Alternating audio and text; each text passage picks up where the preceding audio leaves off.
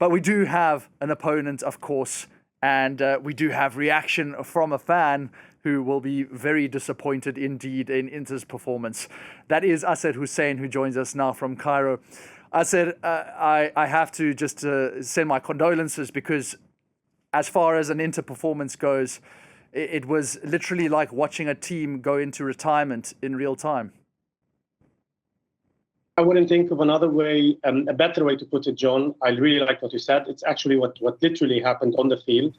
Paris Saint-Germain youngsters and the new team that could dominate European football and definitely domestic football in France really did put the Inter squad into retirement.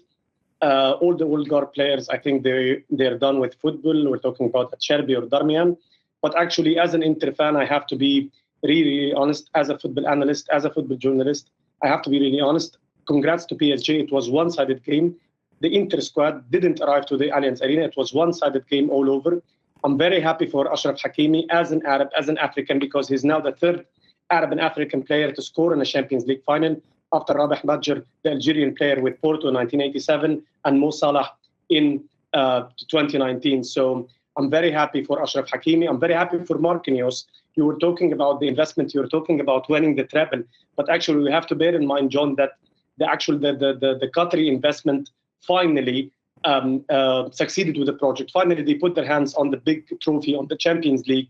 And if you think about it, I'm really happy for Marquinhos as a leader, because he's the only constant element since the beginning of the Qatari investment in Paris Saint-Germain. So finally, he's waited so long to put his hands on this trophy and to lift it as a captain.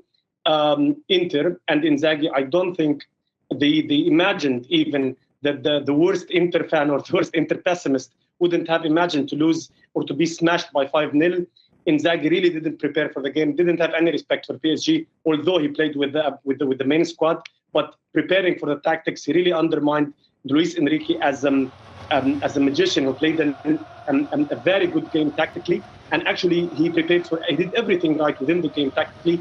And we're talking about another manager on the line, on the sideline, who did everything wrong in the game. The trio of the midfield couldn't run the game. He lost their legs against a very, or the best midfield, I think, in Europe now, Vitinha, Pau Neves, and of course, Fabian Ruiz. Di Marco was a was a big point of weakness for Inter. And I think 3 or 4 of the goals were from his side. Achraf Hakimi really dominated him.